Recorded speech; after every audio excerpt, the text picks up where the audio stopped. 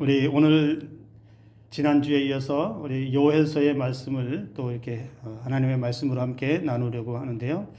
오래전에 어떤 청년이 힘든 일이 있어서 이렇게 목사님께 상담을 좀 하고 싶어서 상담을 하러 갔는데 한참을 상담을 하다가 이제 상담 끝나고 이렇게 나왔어요.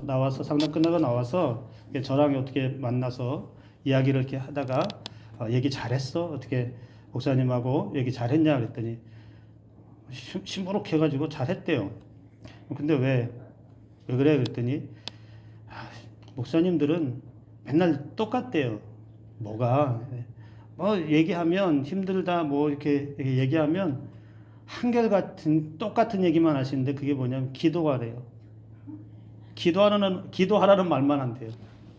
교회는 맨날 무슨 일 있으면 기도만 하래요.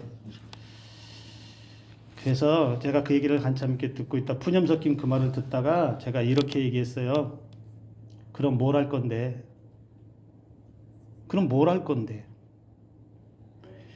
문제가 있고 힘든 상황이 있고 여러 가지 일들이 겹쳐서 고민되고 힘들어서 상담을 받는 것도 좋은데 그런데 뭘 할 건데? 뭘 할 수 있는데? 아무 말 안 하더라고요. 여러분 그 친구도 이런 얘기 했어요. 나도 기도해요. 기도 안 한다는 이야기가 아니에요. 기도 안 한다는 이야기가 아니라 여러분 기도에도 종류가 많죠. 일상적으로 하는 기도가 있고 그냥 평소에 예수님처럼 습관을 따라서 하는 기도도 있고 때로는 어떤 목적이 있어서 그 목적을 두고 기도할 때도 있지요. 그러나 살다 보면 여러분 인생에 다급한 문제가 있을 때는 그 다급함 때문에 정말 하나님 앞에 납작 엎드려서 간절하게 기도해야 될 때도 있다는 것이죠. 그 청년에게 필요한 건 뭐였겠습니까? 그 목사님이 기도하라고 했을 때 뭘 기도하라고 했을 것 같아요? 간절하게 주님을 찾을 수 있는 그 시간이 필요하다는 거 아니겠습니까? 뭔가 그냥 일상적으로 하는 그 기도보다 조금 더 주님을 간절하게 찾을 수 있는 그 갈급함을 가지고 가서 주님께 아뢰 수 있는 그런 기도가 필요하다라고 그렇게 얘기한 것은 아닐까라는 제가 그런 생각을 했어요. 그런데 우리 일상에도 마찬가지이죠. 우리가 기도 안 하는 사람은 사실 여기 한 분도 없어요. 다 기도합니다. 기도하고 살아요. 그러나 일상적으로 하는 그런 기도도 있지만 때로는 내 삶의 문제를 놓고 절박하게 기도할 때도 있습니다. 정말 양보할 수 없는 내 삶의 문제, 정말 돌이킬 수 없는 내 삶의 문제 때문에 하나님과 나와 1대1로 맞서야 할 때, 그럴 때가 있다는 거예요. 그럴 때 우리는 뭘 할 수 있겠냐는 거예요. 우리가 할 수 있는 것은 하나님 붙잡고 그 절박함을 안고 기도하는 것, 우리가 할 수 있는 게 최고의 방법이 그거 아니겠습니까? 오늘 저와 여러분들의 신앙에서 이 기도의 간절함들이 다시 한번 회복될 수 있기를 주님의 이름으로 축복합니다. 요엘서의 이 말씀에서는 바로 이 부분을 또 강조하고 있는데 여러분 요엘서에서는 전체적으로 요엘 선지자가 여호와의 날이라고 하는 말을 들어서 하나님의 심판을 자주 얘기합니다. 여호와의 날을 선포하면서 그날은 크고 두려운 날이다. 끔찍한 심판이 있을 것이다. 그렇게 계속 반복합니다. 지난주에도 말씀을 드렸지만 1장에서도 경고했어요. 이미 그들은 메뚜기 떼 재앙을 만나서 삶의 처참함을 한번 맛보았습니다. 그렇게 계속되는 재앙과 그들의 삶에서 일어나는 그 현상들을 보면서 여전히 깨닫지 못하고 여전히 말씀 앞에 돌아서지 못하고 앞으로 더 큰 재앙이 온다라고 계속 경고하고 있는데 그럼에도 계속 그대로 있다면 그들이 맞이할 미래의 삶은 고통과 재난이다 라는 것을 요엘 선지자는 계속 말하고 있다는 겁니다. 오늘 2장에서도 분명히 말하죠. 여호와의 날이 어떤 날인지 분명히 선포하고 있습니다. 이전의 말씀을 보면 여러분 이와 같은 것은 옛날에도 없었고 이후에도 대대에 없으리다. 그러니까 이 말은 앞으로 다가올 재앙은 지금 만난 이 재앙하고는 비교조차 안 된다. 옛날에도 없었고 이후에도 이런 재앙이 없다라는 거예요. 그만큼 무서운 재앙이 기다리고 있다. 그날은 어둡고 캄캄하고 구름과 짙은 어둠으로 덮인 날이다. 지금도 충분히 괴롭지요. 이미 재앙이 한번 쓸고 갔으니까 지금도 충분히 힘듭니다. 지금도 충분히 고통스러운데 더 큰 게 온다고요? 더 무서운 게 온다고요? 더 어마어마한 재앙이 온다고요? 자, 그 재앙은 어떤 재앙을 말하고 있습니까? 계속해서 말하고 있습니다. 많고 강한 백성이다. 2절에서 그런 표현을 썼습니다. 여기 많고 강한 백성이라는 것은 크게 두 가지로 해석을 할 수 있는데, 하나는 그 이전에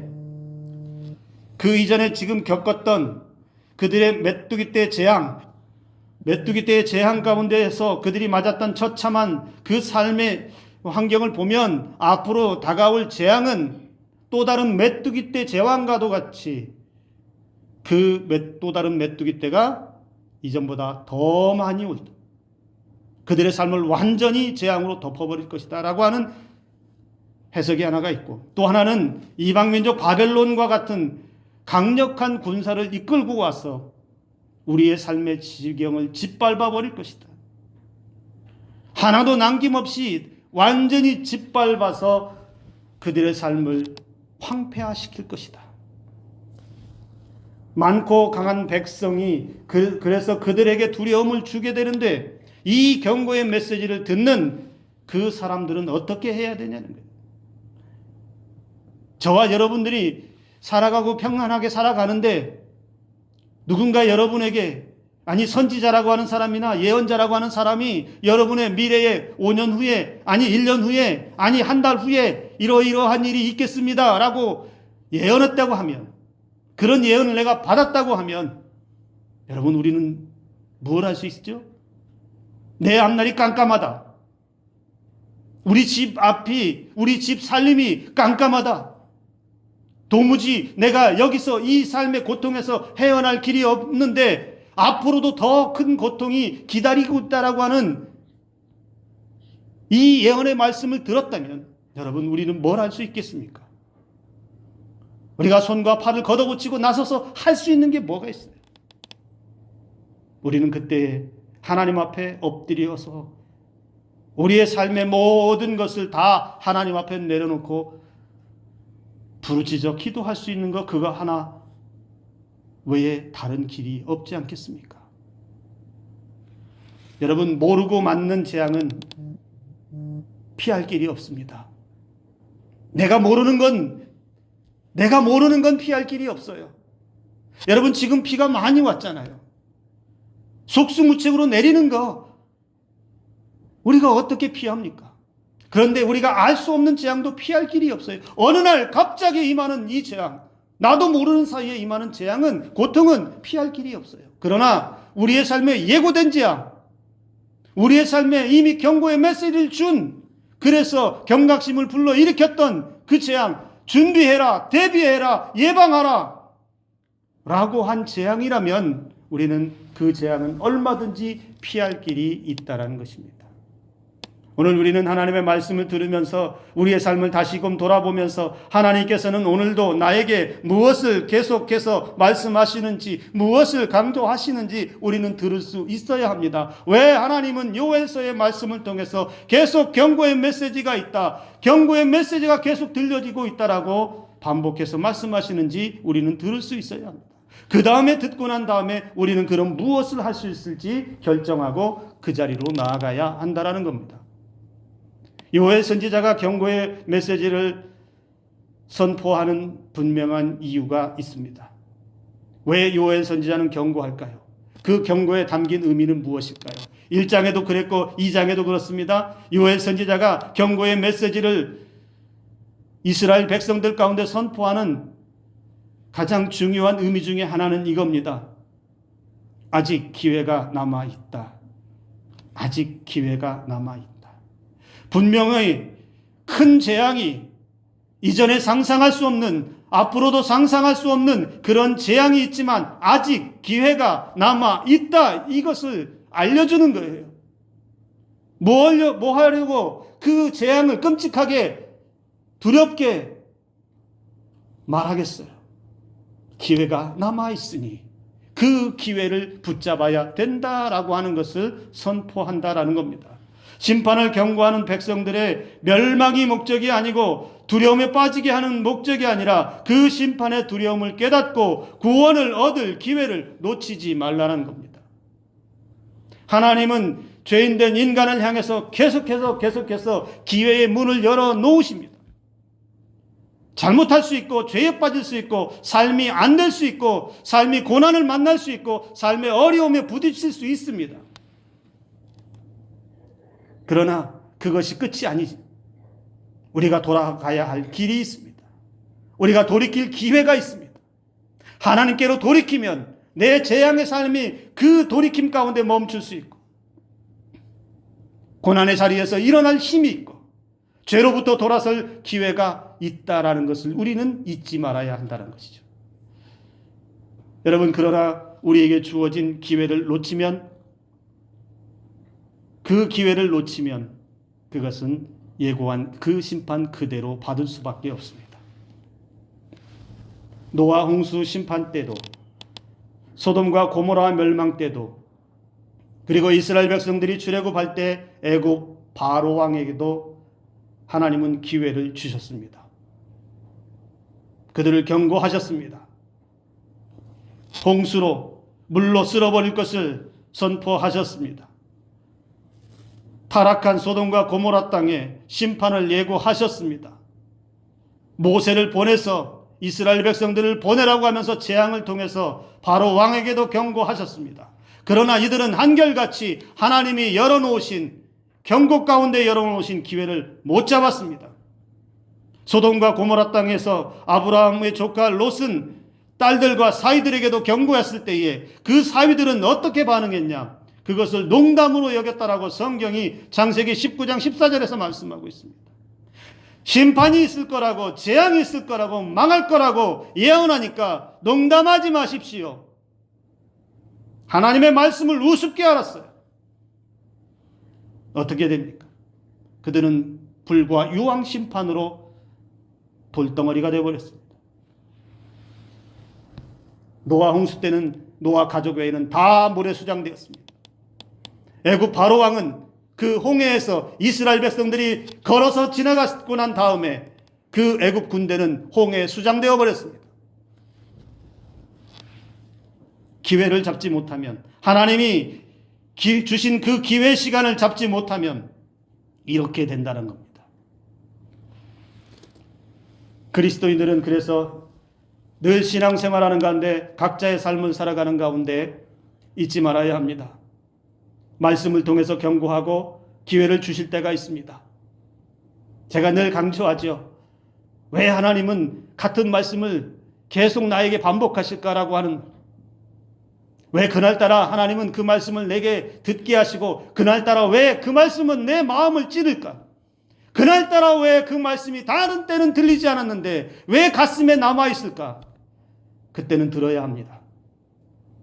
내 삶에서 재난이 일어나고 고난을 통해서 경고하고 기회를 주실 때도 있습니다. 지금 당하는 고난이, 지금 당하는 어려움이 왜 그런지 하나님은 돌이켜 보라고 하십니다.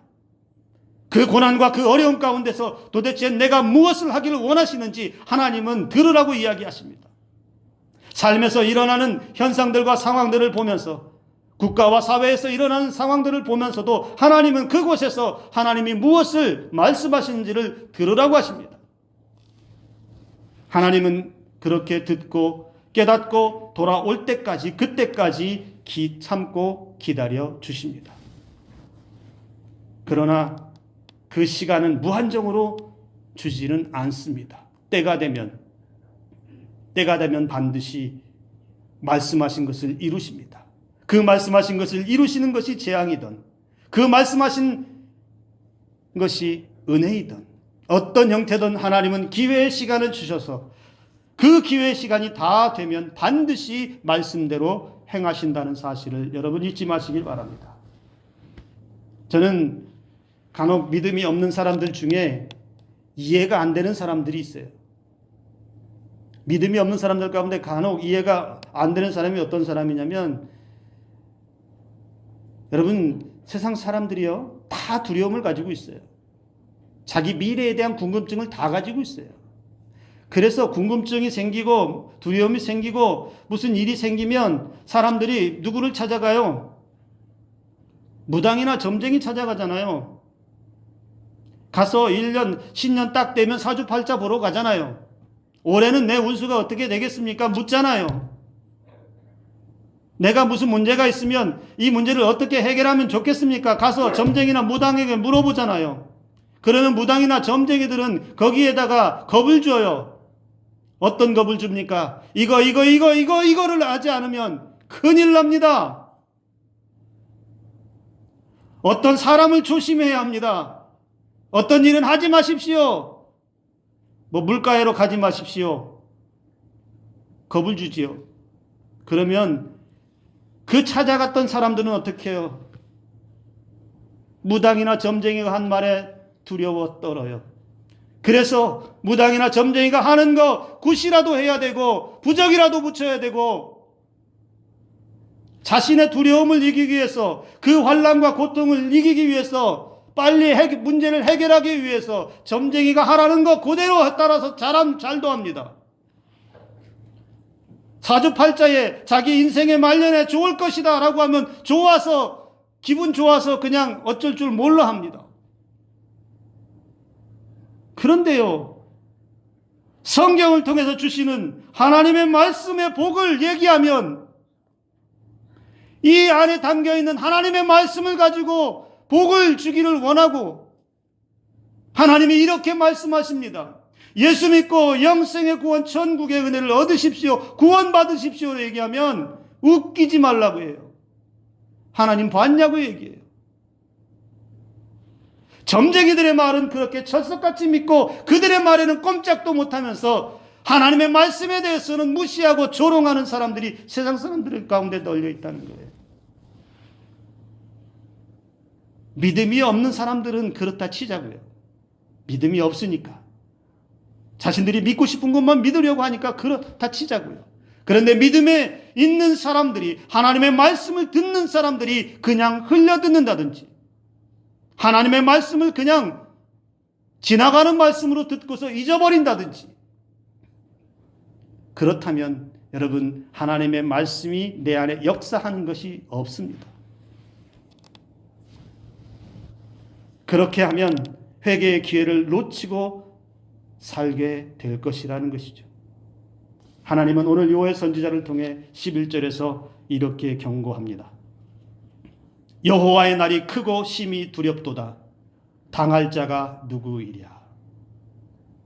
여호와의 날이 크고 심히 두렵도다. 당할 자가 누구이랴. 우리가 맞고 싶은 미래는 어떤 미래입니까?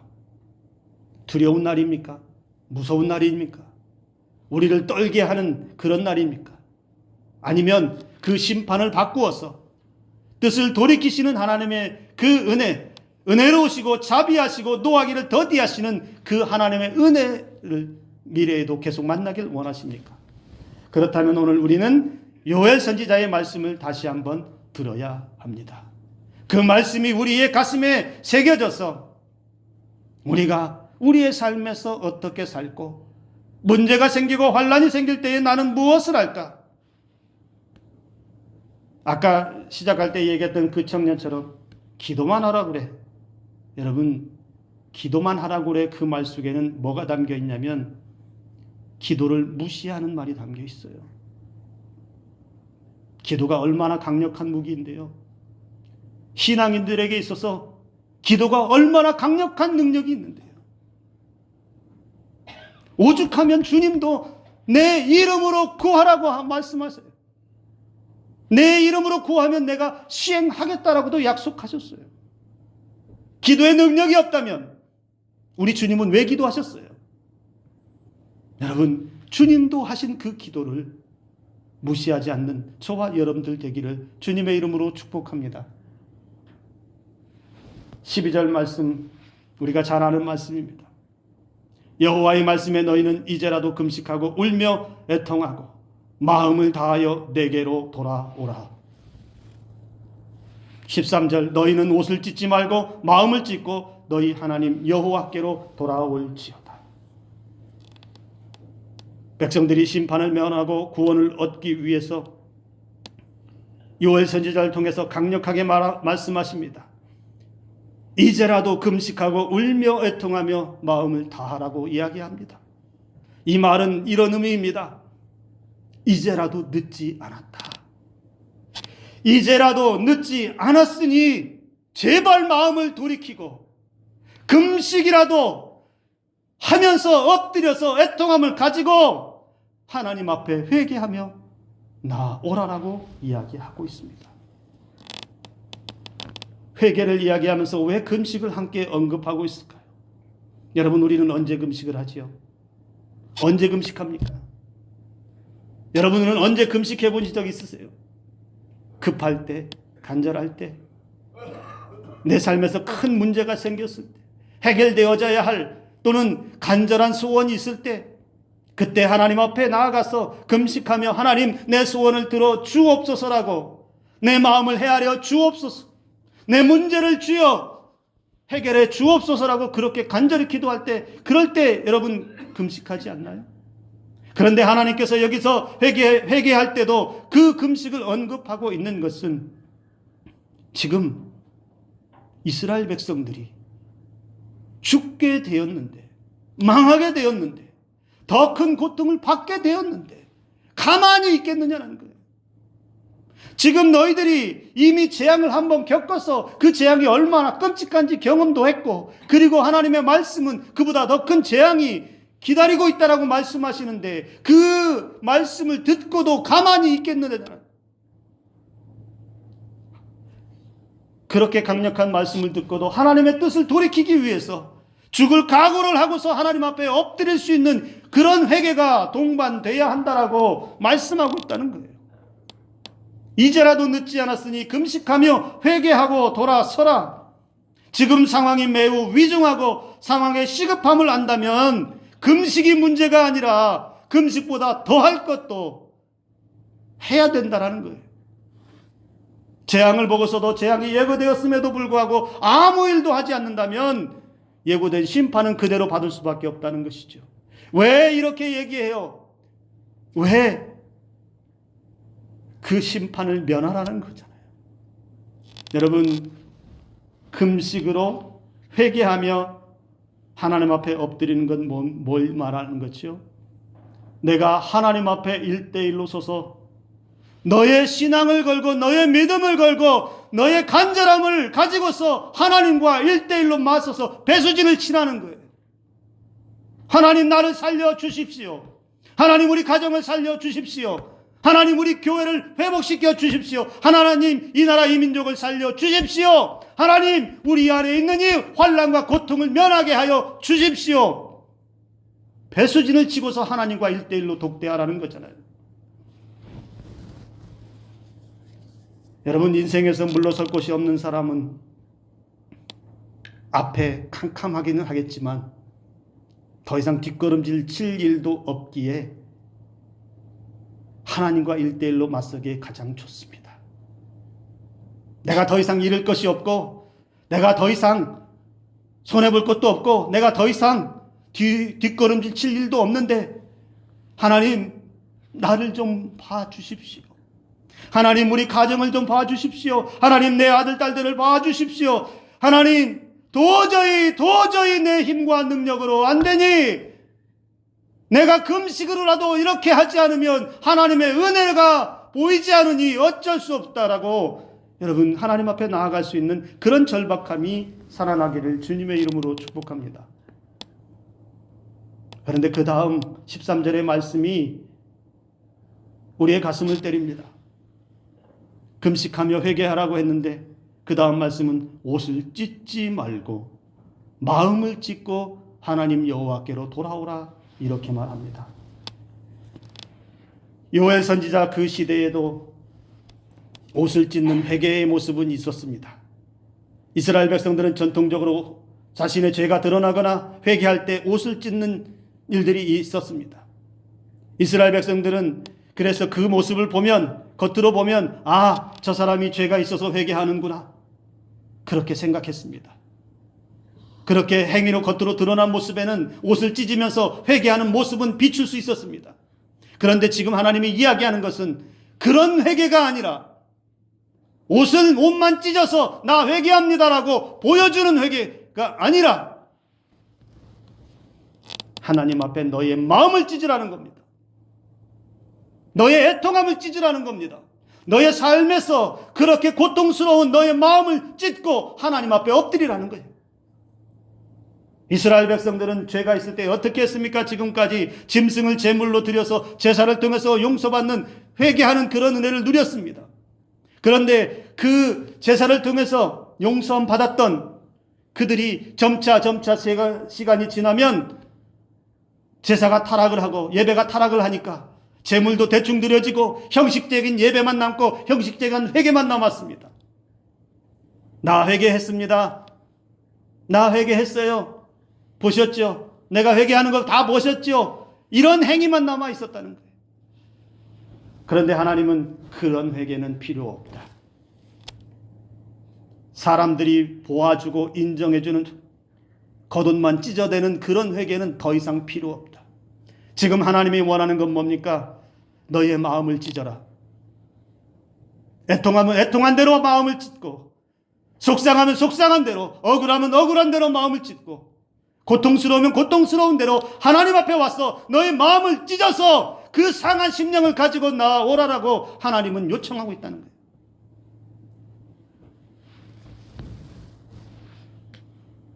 이 시대에, 오늘 우리가 살고 있는 이 시대에 신앙인들 가운데, 그리스도인들 가운데 없는 것들이 있습니다. 뭐 여러 가지가 있지만 이 시대의 그리스도인들 가운데 없는 것 중에 하나는 진정으로 애통하고 눈물로 호소하는 기도가 없다는 겁니다. 하나님 앞에 나아가서 기도하지만 정말로 자신의 삶을 가지고, 자신의 애통함을 가지고 눈물로 하나님 앞에 호소하는 이 기도가 사라졌다는 것이죠. 또 하나는 그리스도인들에게 자신의 마음을 찢는 진정한 회개의 돌이킴도 없다는 겁니다. 남 탓과 핑계와 분노는 넘쳐나는데 하나님 앞에 엎드려서 통해의 눈물 사라지고, 그렇게 눈물로 돌이키고 마음을 찢어 돌이켜서 하나님 앞에 온전한 삶으로 나아오는 것이 희미해지기 시작했다는 겁니다. 하나님 앞에서 회개의 흉내는 내고 살지만 진정 마음으로 애통함과 회개함을 가지고 삶을 돌이키는 것은 찾아보기 어렵다라는 겁니다. 사랑하는 성도 여러분, 우리는 언제 애통하고 언제 마음을 찢습니까? 하나님의 백성이라고, 하나님의 자녀라고 불리는 사람들이 언제 애통할까요? 물질을 잃어버렸을 때,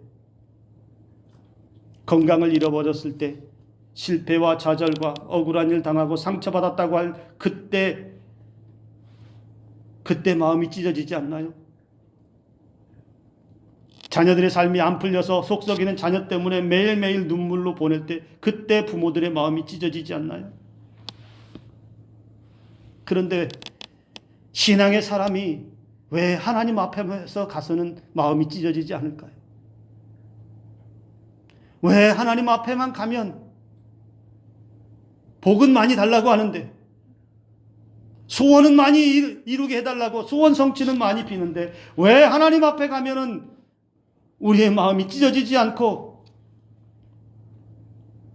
무슨 거래 명세서 내밀듯이 그렇게 청구서만 들이밀다가 오는지. 여러분, 오늘 이 시간 다시 한번 우리의 삶을 돌아보며 하나님 앞에 우리의 마음을 찢는 기도가 회복되기를 주님의 이름으로 축복합니다.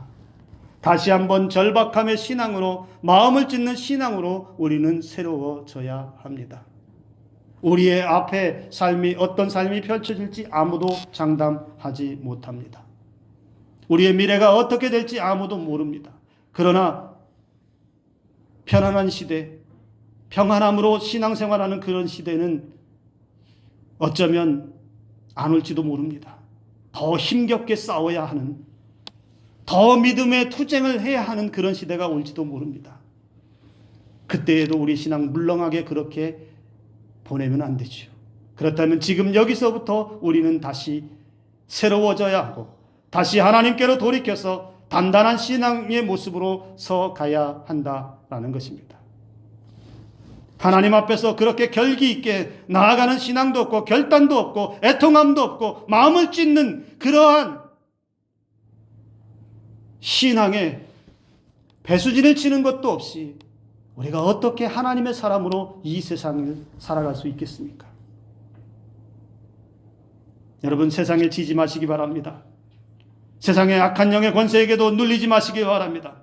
그렇다면 오늘 저와 여러분들은 다시 회개의 자리에서부터 부어주시는 하나님의 은혜를 회복하고 나를 용서하시고 나를 새롭게 하시는 은혜를 받아서 애통함을 가지고 나의 눈물을 가지고 하나님 앞에 마음을 찢어서 기도하면서 나를 회복하게 하시는, 나를 단단하게 하시는 재앙이 아닌 하나님의 은혜와 약속에 따라 이루어 주시는 크신 복을 누리는 저와 여러분들의 삶이 되기를 주님의 이름으로 축복합니다. 우리의 신앙은 하나님 앞에 엎드릴 때 그때부터 은혜가 시작됩니다. 우리의 삶의 회복은 엎드려 부르짖을 때, 애통함을 가지고 하나님을 찾을 때 그때부터 새롭게 시작됩니다. 우리의 신앙은 마음을 찢고 하나님 앞에 나의 모든 것을 드리는 그 자리에서부터 시작된다는 사실을 기억하며 저와 여러분들이 다시 한번 기도로 우리의 신앙을 회복하고 새로워져서 주님이 기뻐하시는 가장 강력한 그리스도의 군사와 같은 신앙인으로 살아가기를 주님의 이름으로 축복합니다. 기도합니다.